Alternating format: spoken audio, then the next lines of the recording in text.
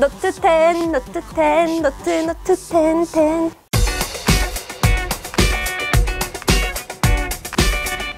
안녕하세요. It's okay.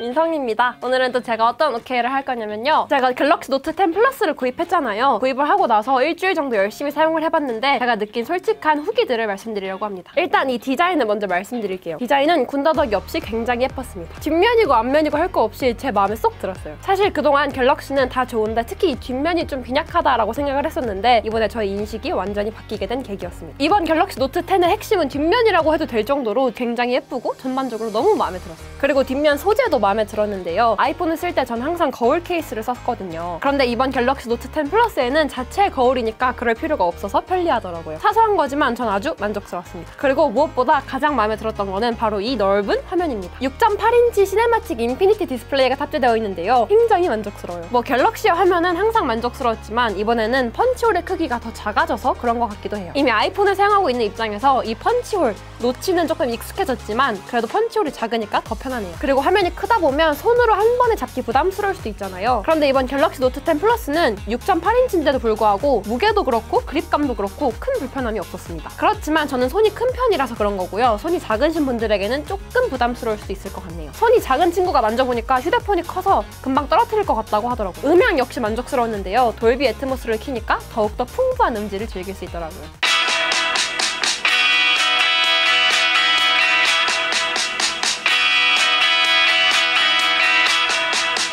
다음으로 속도에 대해서 말씀드릴게요. 사실 아이폰이고 갤럭시이고 플래그십 제품에서 속도를 말하는 게 그렇게 큰 의미가 있을까 싶기도 하지만요. 일단 말씀드리자면 아주 빠릿빠릿했습니다. 엑시노스 9825에 12기가 램을 탑재했으니까 뭐 당연한 소리겠죠. 그리고 제가 이번에는 고사양 게임인 배틀그라운드를 해봤는데요. 옵션은 모두 최상으로 해놓고 플레이를 했습니다. 약간의 발열이 있긴 했지만 와 뜨거워서 미치겠다 이 정도는 아니었어요. 이 정도면 거의 발열이 없다고 해도 무방할 것 같습니다. 속도랑 발열 모두 아주 만족스러웠습니다.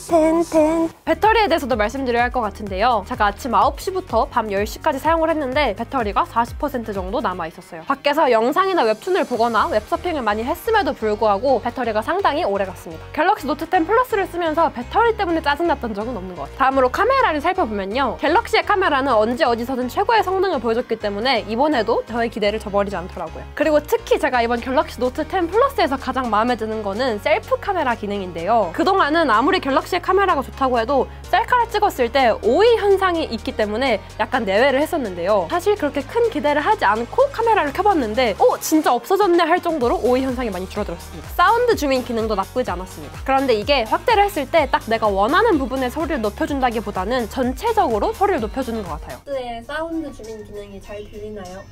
저도 아직 잘 모르겠지만 사운드 줌인 기능이 그리고 영상 촬영을 하면서 그 위에 그림을 그릴 수 있는 AR 두들 기능은 신기해서 초반에는 많이 써보다가 후반에는 별로 쓰지 않게 되더라고요. 분명히 흥미롭고 신기한 기능이긴 하지만 실생활에서 그렇게 자주 쓰이진 않습니다.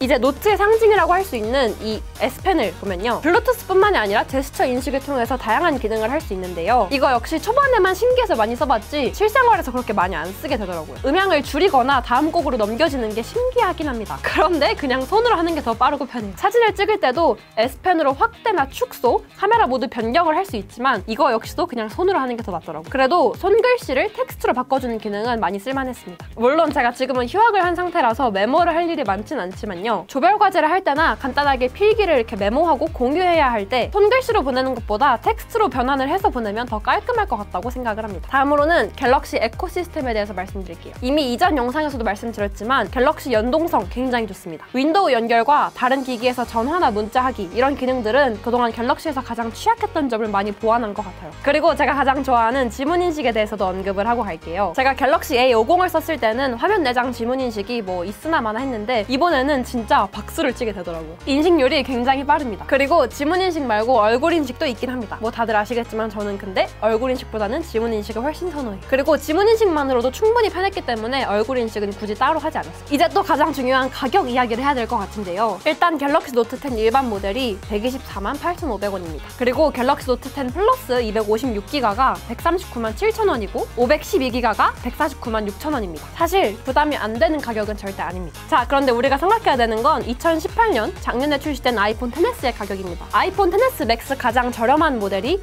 150만 원에 출시됐잖아요. 심지어 그것도 64기가입니다. 개인적으로는 애플이 스마트폰의 가격을 너무 높여놔서 눈이 높아졌기 때문에 갤럭시 노트 10의 가격이 상대적으로 저렴해 보이는 것 같습니다. 이 정도로 만족하는 제 자신이 뭔가 좀 안타까운 현실이긴 하네요.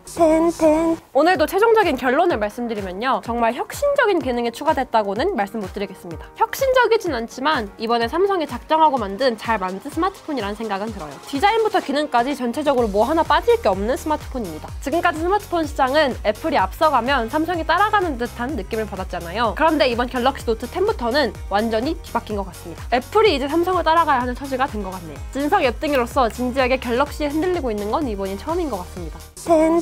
네, 오늘은 갤럭시 노트 10 플러스 사용 후기를 말씀드렸는데요. 진짜 삼성이 정말 역대급 핸드폰을 만들었다는 생각이 드네요. 여러분들은 갤럭시 노트 10에 대해서 어떻게 생각하시나요? 댓글로 마음껏 남겨주세요. 그럼 지금까지 이쪽케이 민성이었습니다. 안녕!